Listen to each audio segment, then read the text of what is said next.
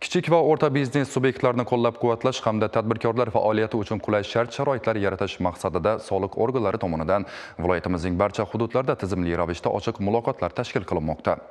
Qo'shko'pir tumanida bo'lib o'tgan muloqotda viloyat soliq boshqarmasi rahbariyati ishtirok etib, soliq to'lovchilarning dolzarb muammolarini tingladilar. Navbatdagi lavhamiz shu haqda. Tadbirkorlar bilan yuzma-yuz muloqot nafaqat biznesdagi dolzarb masalalarni muhokama qilishga, balki davlat organlari va tadbirkorlik subyektlari o'rtasida samarali hamkorlik va ishonch muhitini shakllantirishga xizmat qilmoqda. Bu kabi muloqotlar orqali kichik va o'rta biznesning iqtisodiyotdagi o'rni yanada mustahkamlanib, yangi ish o'rinlari yaratilmoqda hamda biznes muhitini yanada yaxshilashga qaratilgan davlat siyosati amalda o'z samarasini bermoqda.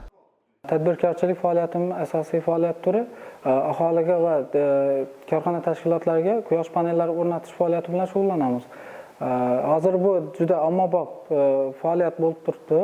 Bu bo'yicha prezidentimiz ham qo'llab-quvvatlab turibdi. Hozirda soliq hisobotlarida kechikishlar sabab bo'lib turibdi. Shu bo'yicha qo'llanib turilgan ma'muriy jarimalar bo'yicha yengilliklar yaratish, shular bo'yicha bir o'zgartirishlar kiritish bo'yicha bir o'zimiz taklifimizni berdik. Bizni shu taklifimizni respublika miqyosida ko'rib chiqishlarini bildirishdi.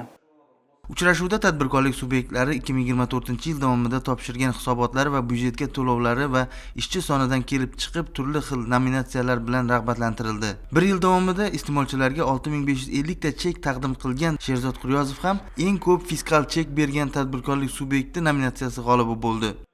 Asosiy faoliyatimiz bu dori-darmon, ya'ni meditsina sohasi. Biz 2015-yildan beri faoliyat yuritib kelyapmiz. Shu sohada hozirgi kunda 7 ta ish o'rni yaratganman. Yana harakat qilib, shoxobcha sonini, ishchilar sonini ko'paytirishga harakat qilamiz.